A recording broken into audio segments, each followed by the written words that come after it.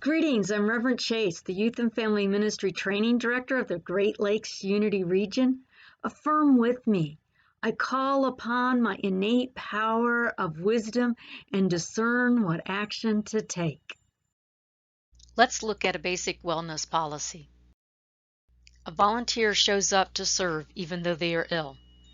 A guardian asks if their slightly under the weather kid can attend class or sit with them.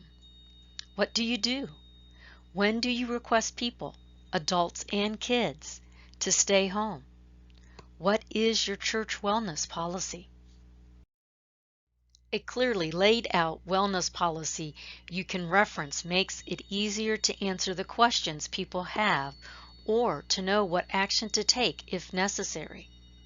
A written wellness policy informs everyone. Now is a good time to review your wellness policy, or if you do not have a written wellness policy, to create it. Policies establish the guidelines and set boundaries your ministry will follow. They reflect and maintain the values of your organization. Policies create the standards your organization pledges to follow. They are a commitment to the requirements with which your organization operates. A wellness policy benefits the organization and the people in it. The policy communicates expectations and aids in setting acceptable behavior for your organization. Keep the details in the procedures and practices so that the policy is not too extensive or overly restrictive. Wellness policy content. Identify to whom your wellness policy applies: children, teens, volunteers, everyone. In your wellness policy, specify the symptoms individuals need to be free from in order to be in the classroom or service. Address the time frame. Include what will happen if symptoms develop while the individual is under your care. Here's a sample wellness policy.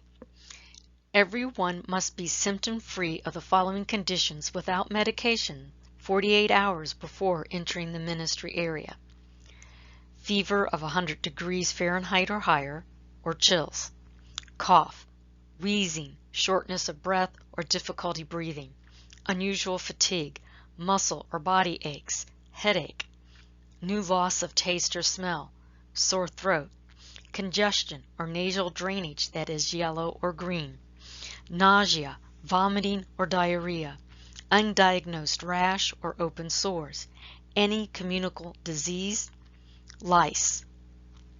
If a child becomes ill during ministry time, they will be immediately isolated from the group until the parent or guardian is contacted and arrives. This basic wellness policy can be included within your sacred safety plan, or be a part of a broader wellness plan, or be a standalone policy. Train it. People need to know you have a policy and to be trained on what it is so they can adopt it and aid in implementation. Training communicates your expectations. Without training, the policy may be seen as unimportant and disregarded. It might become forgotten and unheeded if staff and volunteers do not know about it.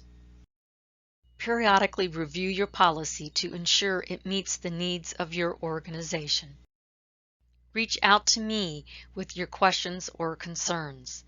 Reverend Chase, YFMTD @GreatLakesUnity.com.